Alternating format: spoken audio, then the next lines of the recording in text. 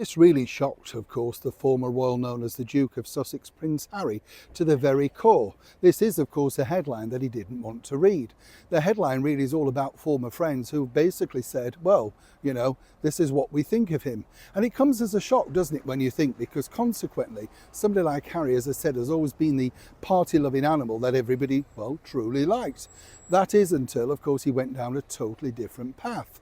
But now, as things are becoming even more and more difficult on a daily basis, well, Harry's been trying new tactics, as ever, allegedly, in making contact.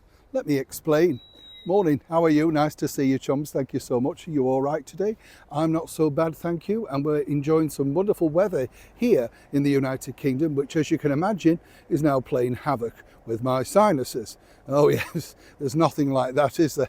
You start coughing and wheezing. Well, it's every day actually, isn't it? But it's just accelerated. And apparently this is tree pollen, I think. And now we've got grass pollen to look forward to. Whichever way you think about it, every single day there's something else that are attacking you. Well, if it's not your wallet and, of course, the government, there's always something else, isn't there? Somebody who's always attacking, of course, the British monarchy is none other than Prince Harry. You'll notice Meghan Markle's withdrawn on those tactics with sort of very thinly veiled digs, in that podcast that she has and stuff like that, because consequently, even she knows that it could be sort of dynamite and detrimental in the future. You see, the bottom line is the royal family are very much beloved over in the United States of America. I'm not saying everybody loves the royals, but I would say a good proportion of the United States do enjoy our British monarchy.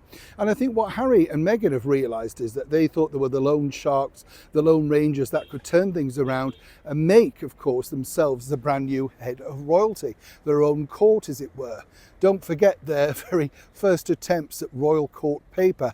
And then, of course, Meghan's HRH, which she decided to send out just to personal friends, of course. She didn't use it in public. I mean, how daft is that? Well, if your friends either know you're a royal highness or you're not, but consequently, she was just banking on them not knowing it.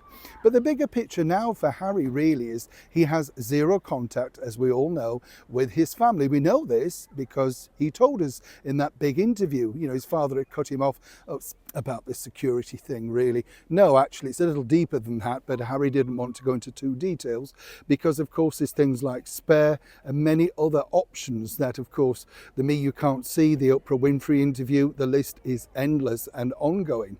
But it was this particular feature, according to the source, that told me that Harry couldn't believe that his one-time chums have actually, spun on him, to say the least.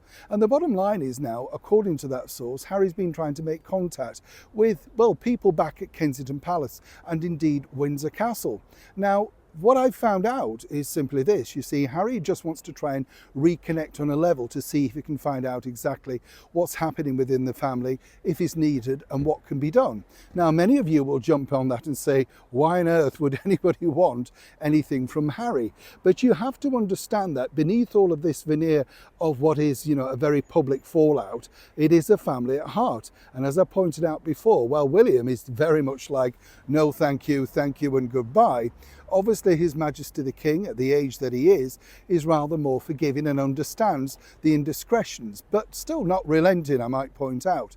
Of course, his wife, Queen Camilla, doesn't need or want or in fact desire any of the stress that Harry and indeed Meghan bring. So why has he been contacting staff? Well, of course, it's very concerning, isn't it? Because obviously the staff are very, very, shall we say, reluctant to say anything other than, I don't know. And this, according to the source, has left Harry once again very frustrated, simply because he just actually, according to that source, wants to check in and find out whether things are okay. But truly, as we pointed out before, anybody really, could they trust him, whether that be, people working for the monarchy or indeed senior members of the family? The other side of it is, every time somebody does confide in him, literally he jumps in front of a camera, like he did the day he met the Queen and then jumped in front of the NBC cameras to say, making sure the relevant and right people were around her, causing, of course, a lot of friction and, no doubt, a lot of heartache behind the scenes. Either way, Harry, seemingly, despite what he says about his brand new, happier life in the very heart of Montecito, still hankers for life back in Kensington, or thereabouts.